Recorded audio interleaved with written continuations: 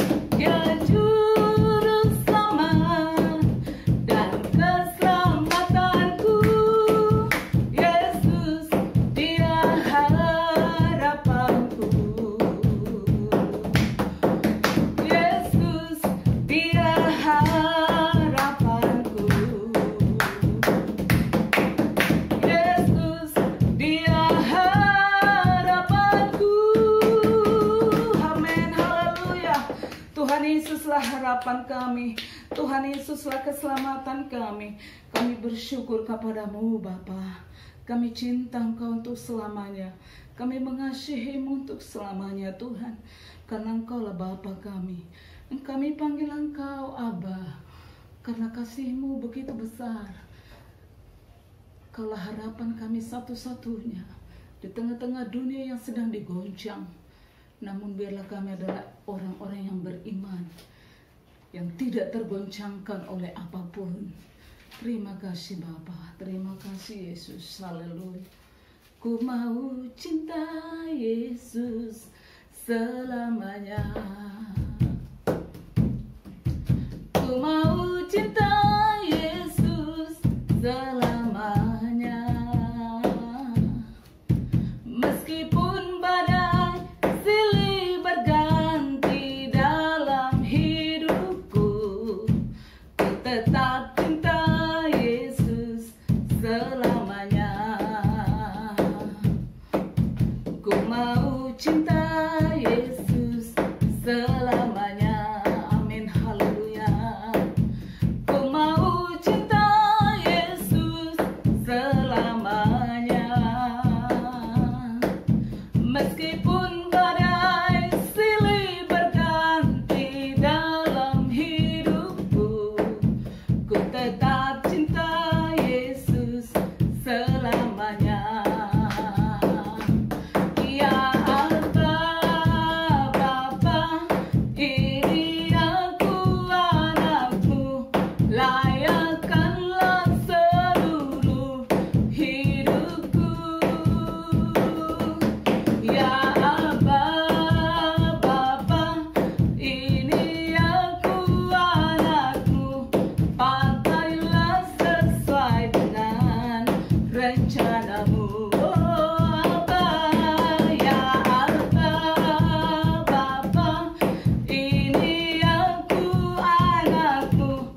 Layakkanlah seluruh hidupku. Ya Abba, Bapa, ini aku anakmu, pakailah sesuai dengan rencanamu. Pakailah sesuai dengan rencanamu. Pakailah sesuai dengan rencanamu. Benar Tuhan, ini kami adalah anak-anak-Mu. Kami Bapa, Engkaulah Bapa kami yang penuh kasih dan setia. Kami percaya Engkau mengasihi kami, dan kami juga mengasihi-Mu Tuhan. Karena Engkau terlebih dahulu mengasihi kami. Terima kasih Bapa. Mari kita mengucapkan doa Bapa kami. Bapa kami yang di surga, dikuduskanlah nama-Mu. Datanglah kerajaan-Mu, jadilah kehendak-Mu di bumi dan di surga. Berilah kami pada hari ini makanan kami yang secukupnya. Dan ampunilah kami akan kesalahan kami, seperti kami juga mengampuni orang bersalah kepada kami. Dan janganlah membawa kami ke dalam pencobaan, tetapi lepaskanlah kami daripada yang jahat. Karena Engkaulah yang punya kerajaan dan kuasa dan kemuliaan sampai selama-lamanya. Amin, amin. Puji Tuhan saudara.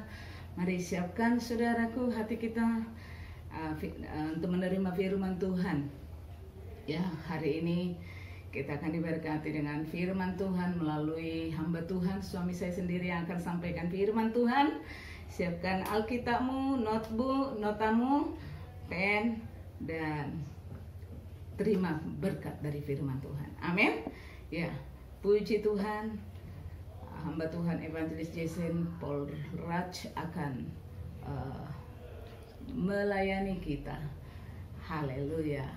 Dipersilakan.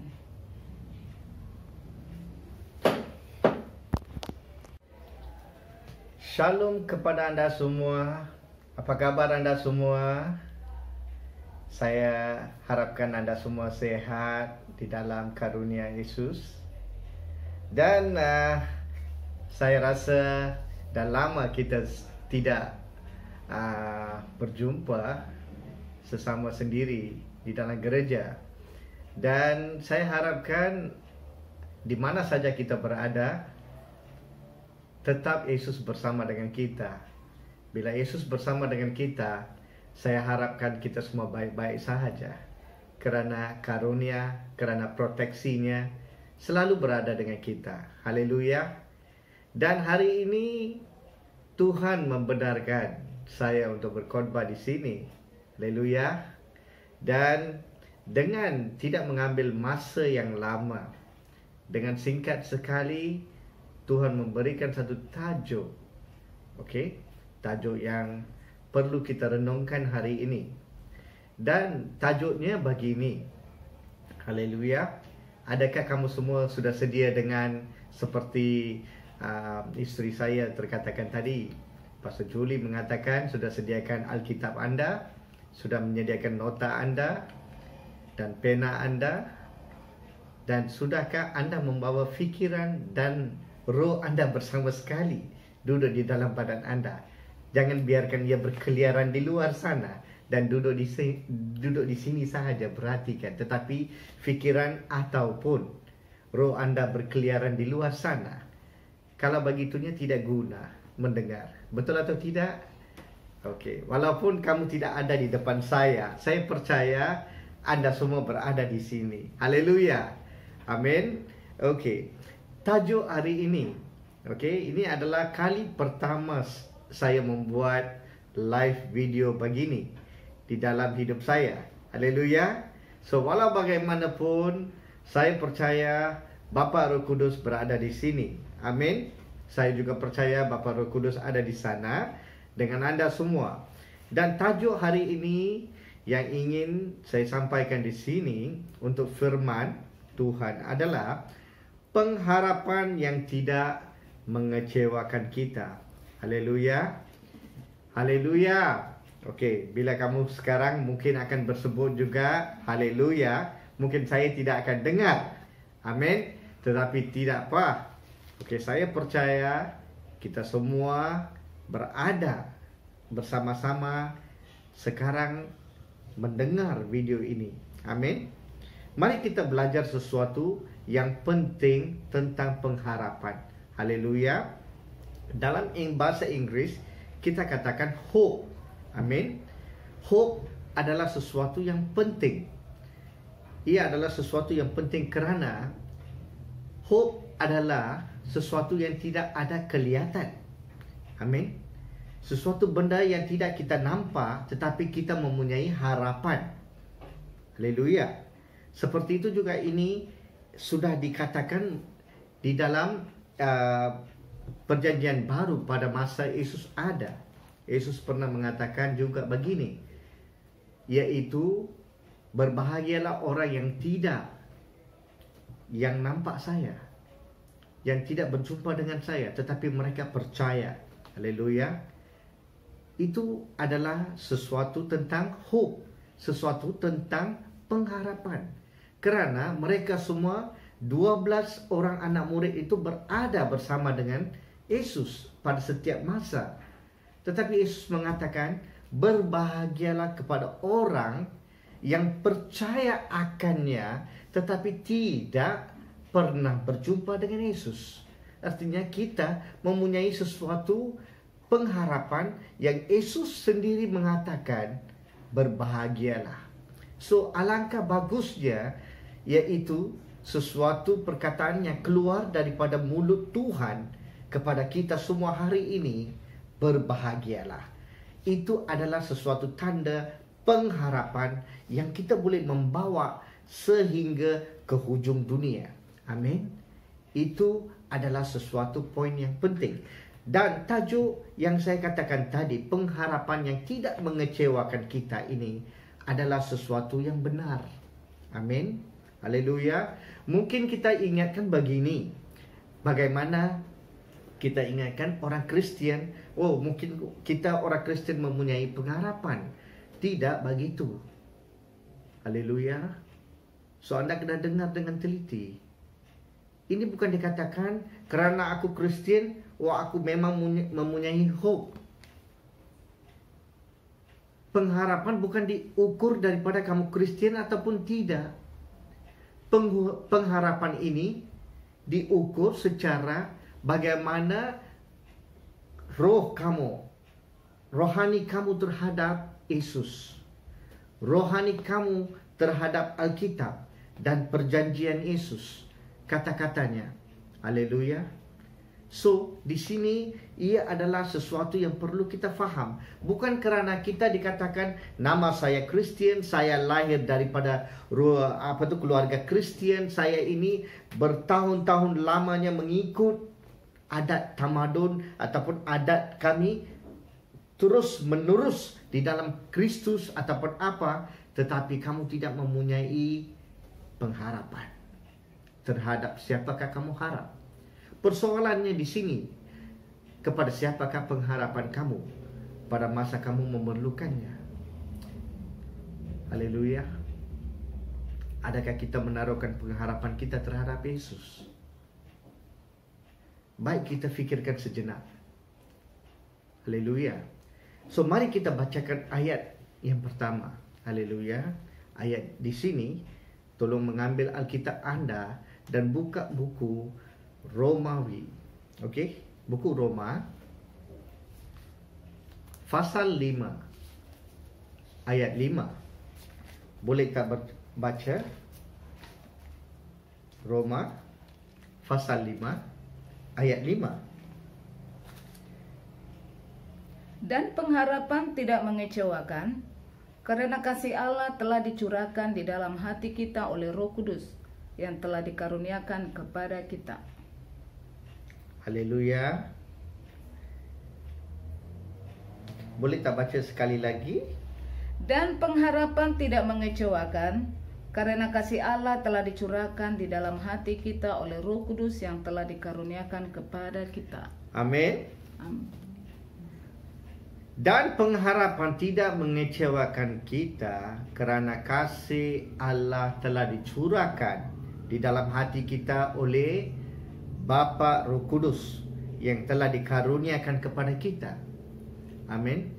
So, pengharapan di sini tidak akan mengecewakan kita kerana kasih Tuhan yang telah dicurahkan, di dalam hati kita semua yang percaya, yaitu Bapa Yesus memang disalib untuk kita, untuk dosa kita. Amin. Dia mati untuk kita. Amin. Ini adalah sesuatu yang penting. Haleluya. So, kalau kita tidak percaya, tidak ada gunanya Tuhan mencurahkannya. Tidak ada gunanya ada pengharapan. So, yang pentingnya kita perlu percaya Bapa Yesus Kristus, Dia mati untuk dosa kita. Dia menanggung segala dosa yang kita lakukan selama ini. Dan Dia berjanji Dia akan kembali. Dia akan bangkit kembali hari yang ketiga. Dan Dia melakukannya seperti yang Dia janjikan. Dan dari sanalah ada sesuatu pengharapan yang kukuh. Haleluya, saudara dan saudari. Kita perlu tahu, kita kena ada sesuatu bukti yang kukuh. Bukti yang kukuh itu memang ternyata. Amin. Ia ternyata di Israel. Buktinya Yesus disalibkan. Ia ternyata di sana, di dalam 3 bahasa yang berlainan, mempunyai rekod. Dan tidak ada orang boleh menafikannya. Hanya orang-orang yang tidak mempunyai akal ataupun boleh dikatakan bodoh, yang tidak mengenal Yesus ataupun berpura-pura mengenal Yesus, akan menafikan kebenaran yang Yesus disalib. Haleluya. Ini saya perlu terangkan dengan benar. Saya perlu mengatakan di mana sahaja, yaitu Yesus Tuhan kita. Amin. Tuhan untuk semua. Haleluya. Dia mati kerana dosa kita.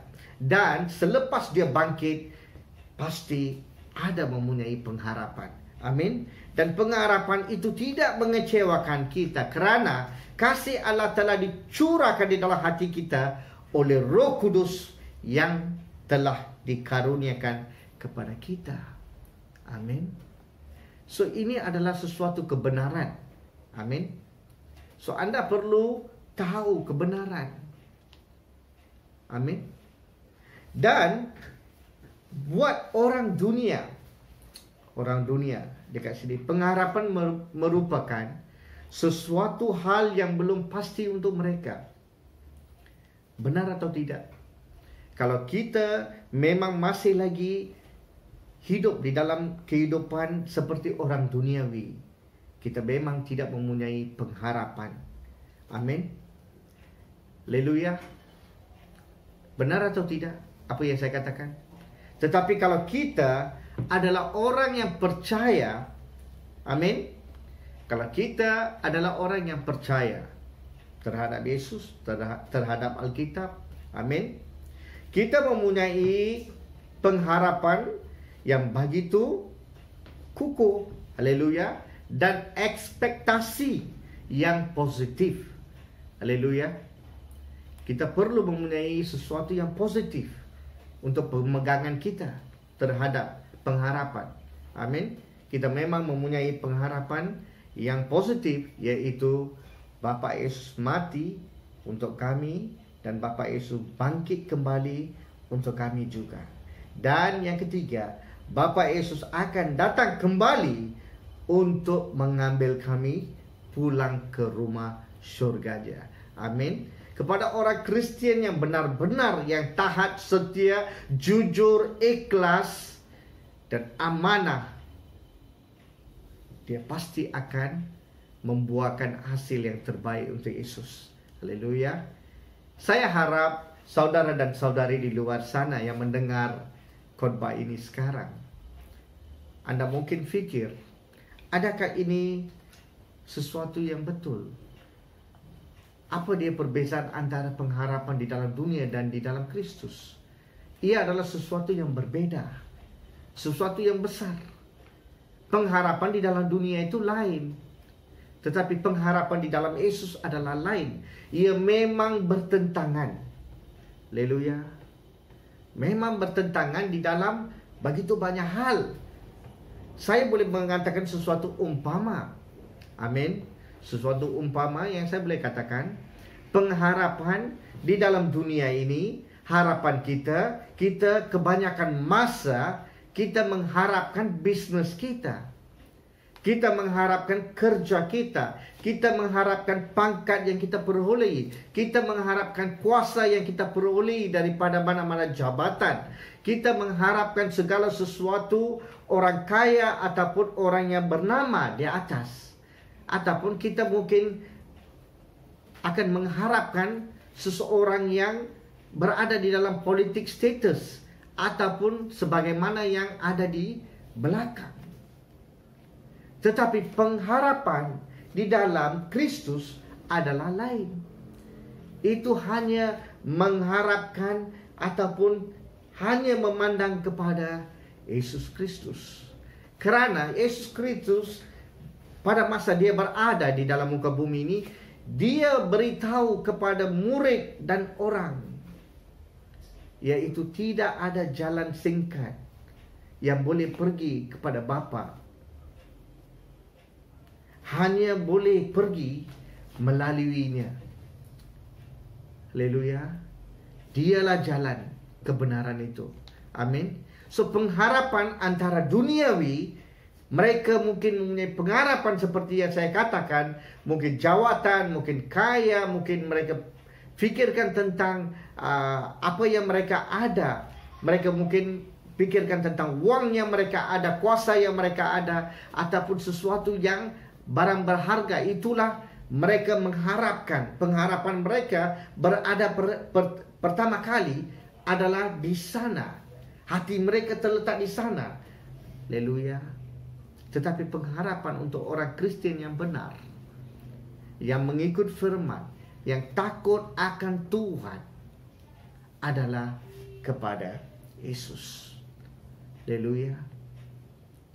So di sini pertanyaan saya kepada saudara dan saudari, di manakah pengharapan kamu? Haleluya. Boleh tak Anda berfikir sekejap? Boleh tak Anda fikirkan kembali, selama ini manakah pengharapan Anda? Yang penting lagi satu, saya ingin mengatakan di sini juga, okey? Ayat, boleh tak kita baca lagi satu ayat, iaitu satu ayat yang boleh dikatakan, ayat firman yang boleh dikatakan di sini, ia adalah bukti sesuatu yang Bapa Allah mengatakan Dia tidak melupakan kita. Di dalam keluarga, di dalam kehidupan kita, di dalam kehidupan yang kita hidup sekarang di dalam dunia ini, kebanyakan masa keluarga sendiri, kawan-kawan sendiri, saudara mara sendiri, sahabat karib sendiri melupakan kita. Kita harapkan mereka, tetapi mereka pula pada masa yang kita amat memerlukan, mereka melupakan, mereka menjauhkan diri daripada kita. Kita begitu sepi pada masa itu, tidak tahu apa yang kita nak lakukan. Tetapi Bapa Allah menjanjikan sesuatu ayat firman di sini, iaitu mari kita buka bersama, iaitu di buku Yesaya pasal 49 ayat 15. Mari buka bersama di buku Yesaya. Dapatkah seorang perempuan melupakan bayinya sehingga ia tidak menyayangi anak dari kandungannya? Sekalipun dia melupakannya, aku tidak akan melupakan engkau. Haleluya. Di sini Tuhan mengatakan sesuatu yang penting. Anda semua tahu kan, seorang ibu yang melahirkan anak, dia tu begitu peka kepada anaknya. Amin. Bukan saja kategori ibu yang ada di seperti manusia seperti kita, bahkan haiwan sendiri pun, binatang-binatang yang ada di luar sana pun, bila ia melahirkan anak, adakah kamu boleh pergi dekat dan ambil anak itu daripadanya? Adakah kamu fikir ia akan melepaskannya, bayinya ataupun anak kecilnya? Memang susah kan? Anda pernah lihat kan banyak begitu video ataupun pengalaman sendiri. So kalau begitu, apatah lagi seorang ibu yang lahir bayinya, dikatakan memang tidak akan membagi bayinya kepada sesiapa seperti itu saja. Tapi di sini Alkitab mengatakan apa? Walaupun dalam bahasa Inggris juga dikatakan, Bible dikatakan begini, ayat 15. Never can a mother forget her nursing child. Can she feel no love for the child she has born? So, adakah dia boleh lupakan ataupun tidak mempunyai kasih sayang terhadap anak yang dilahirkan, anak yang dia menyusukan? Betul?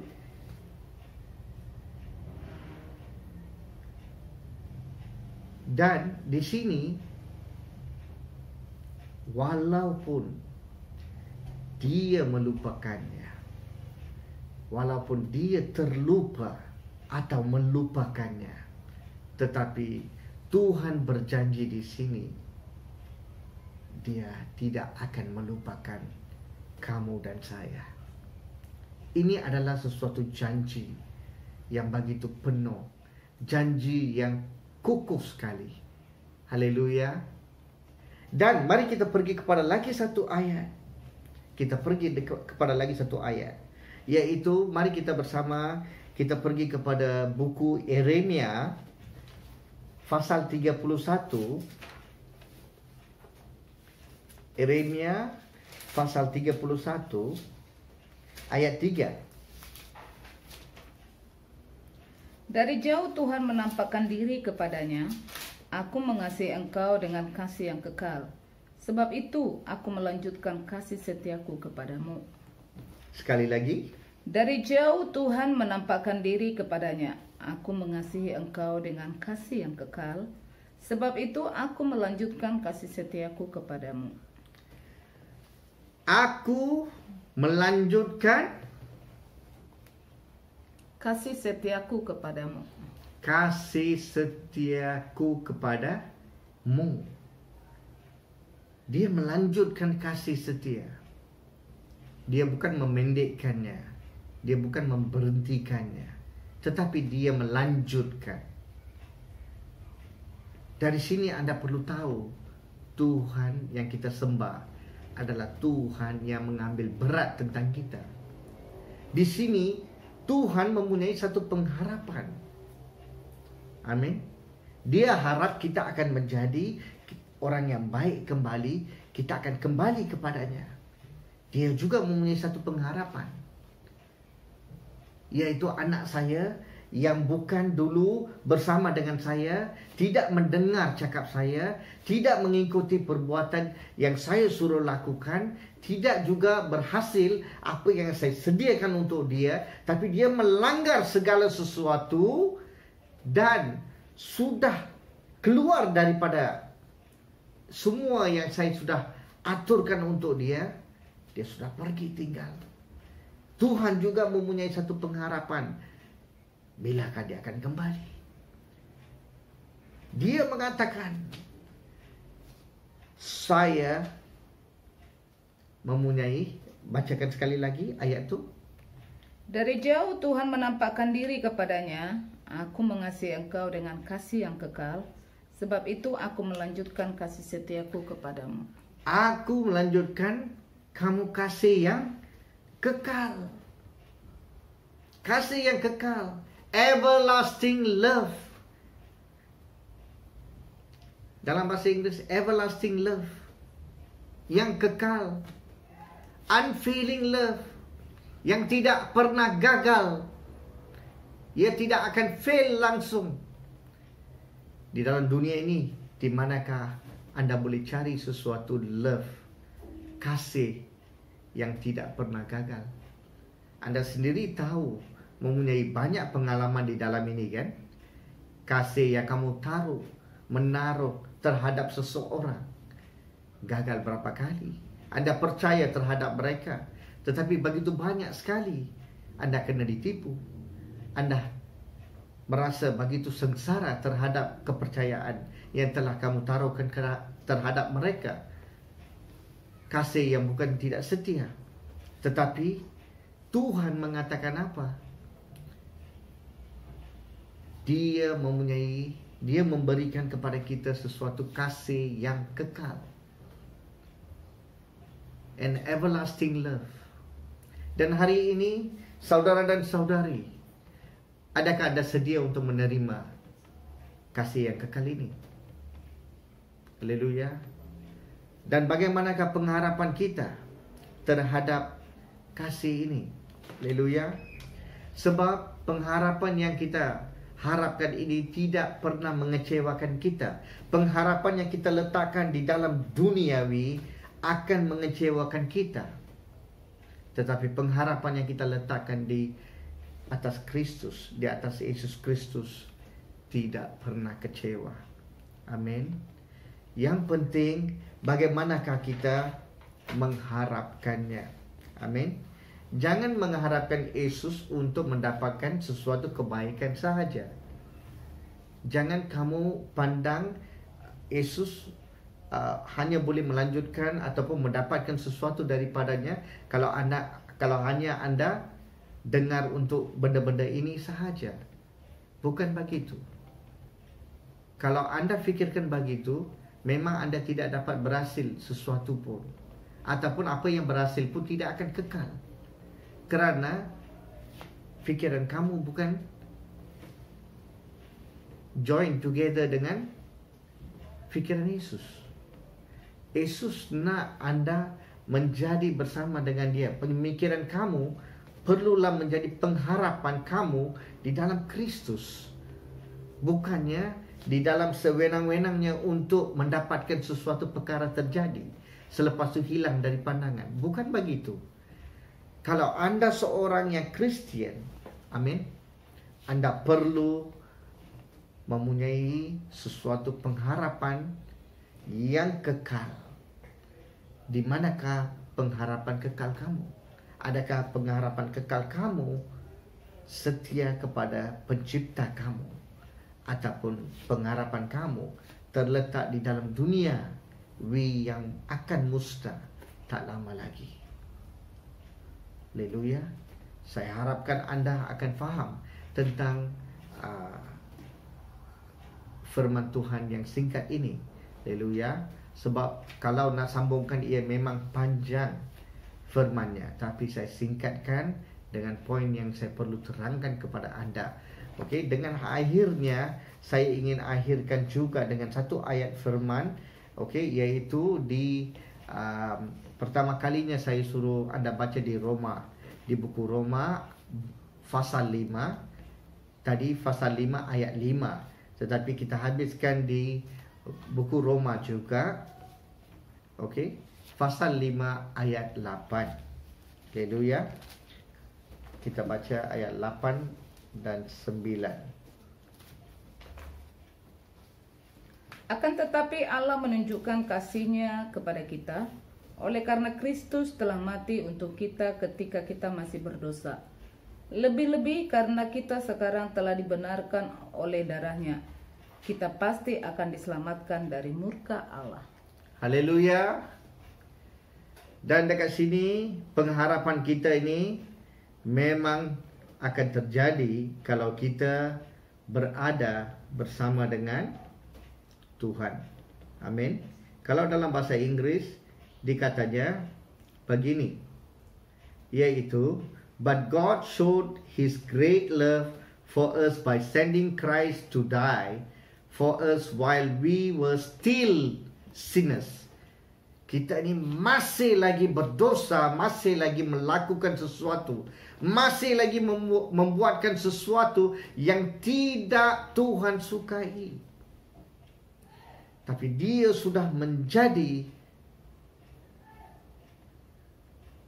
orang yang mengambil alih dosa kita. Sepatutnya kitalah yang akan perlu pergi ke neraka, tetapi dia mengambil dosa itu ke atasnya. Dia mengambil risiko penuh, dia mengambil tanggungjawab yang penuh, kerana dia harapkan kamu dan saya untuk berada bersamanya di rumah syurga nanti. Kerana itu dia mengambil risiko, kerana dia terlalu menyayangkan kita semua. Bilakah kita akan faham yang ini? Bilakah kita akan sedar akan kasih sayang Yesus? Kerana itu dia sanggup mengambil condemnation tersebut. Kerana Bapa menyuruh, dia pun mengambil.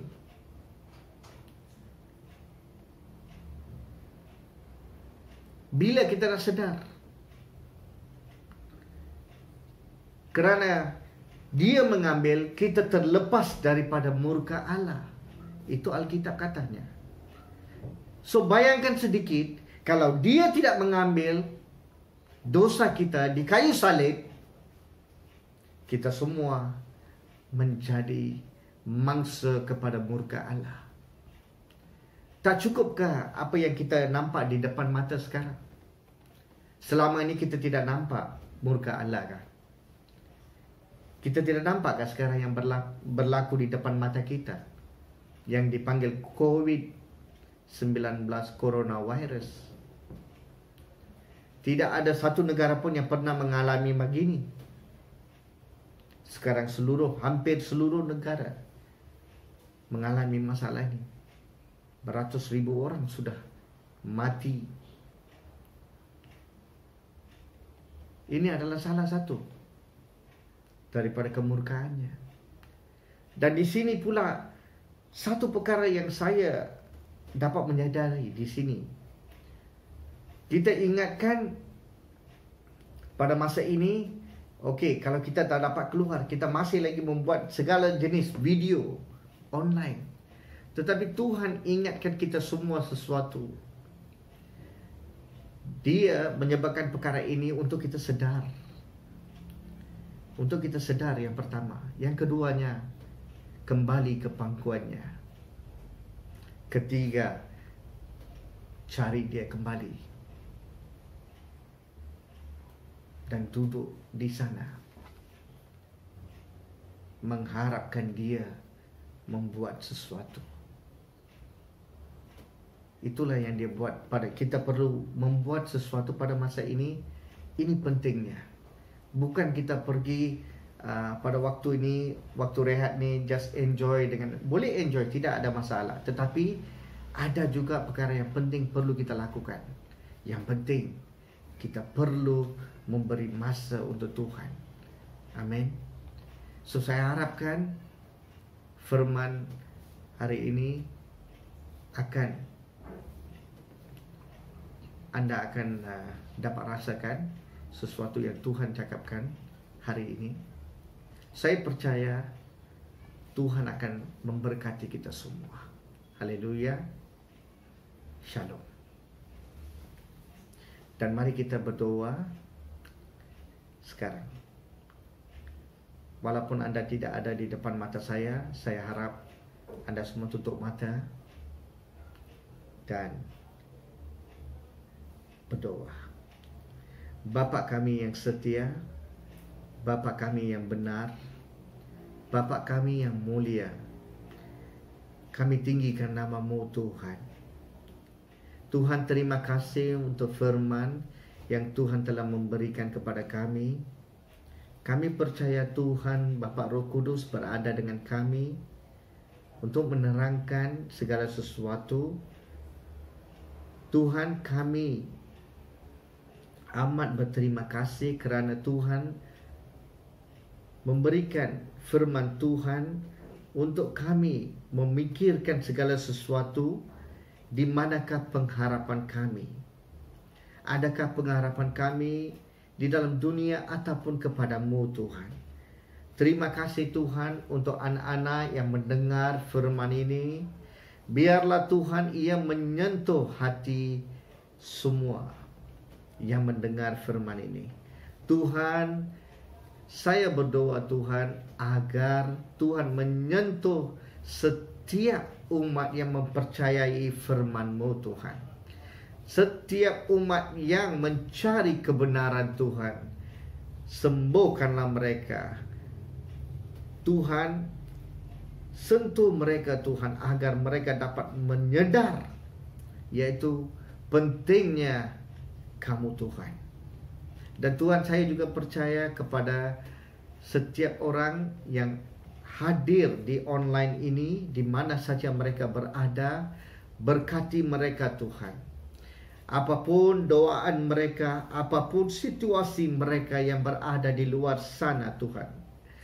Kalau mereka berada di dalam kesakitan ataupun sesuatu penyakit yang menyentuh mereka ataupun selubungi mereka, di dalam nama Yesus kami berdoa, Tuhan menyembuhkan mereka. Tuhan, kami berdoa agar tangan-Mu akan sampai di mana sahaja, seperti mana Raja Daud mengatakan di dalam Mazmur, di mana sahaja saya berada, di sana tangan-Mu sampai. Seperti itu juga Tuhan, kami berdoa Tuhan, agar Tuhan menyentuh mereka di mana saja mereka berada. Walau sekarang mereka mendengar firman ini Tuhan, dan doaan ini Tuhan, Tuhan sentuhlah mereka, sembuhkanlah mereka. Walau apa situasi mereka sekarang pun, sembuhkanlah mereka, agar mereka bergembira Tuhan dan memberi kesaksian. Tuhan, terima kasih untuk waktu ini, waktu yang singkat ini, kerana firman ini Tuhan, kerana segala sesuatu Tuhan, kerana ada banyak penyembuhan dari COVID-19 yang kami baca setiap kali ini. Terima kasih untuk keadaan semakin berubah menjadi baik demi baik Tuhan. Kami bersyukur Tuhan di dalam Kamu. Terima kasih Bapa. Di dalam nama Yesus kami berdoa. Haleluya. Amin. Shalom.